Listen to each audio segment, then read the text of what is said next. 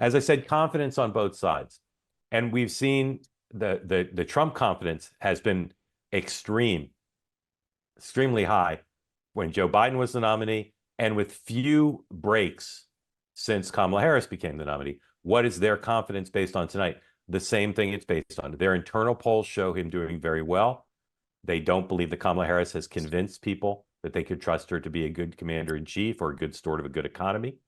They believe they've done a better job of defining her on their terms for the undecided voters as failed, weak, and dangerously liberal.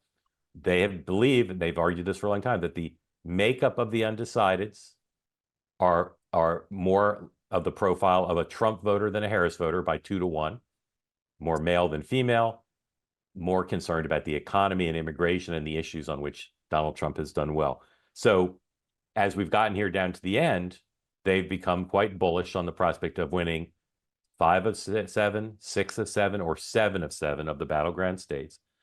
And I won't say they say there's zero chance that Kamala Harris will win, but they're not very they're very confident that Trump's going to win, more confident than they were in 16 and 20.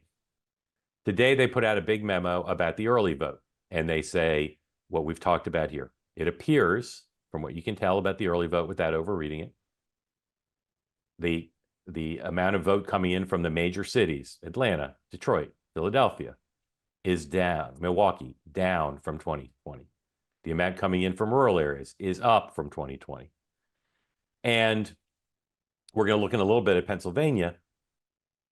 I said when the early vote came in, if this continued, there'd be no way to go into election day and think she could win. It's changed somewhat in the Democrats' direction, but not very much. And that's the source of their confidence. Now, we'll talk tonight with our guests about the late early vote and where we stand on that.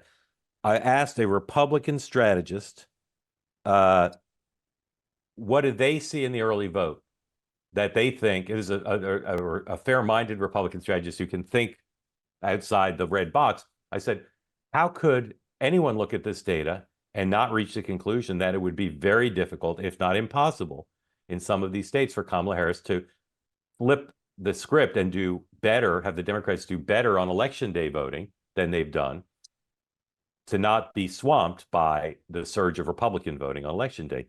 And here's his quote. He said, because no sober person has any faith in any of these lunatics who think they can count votes based on the available data.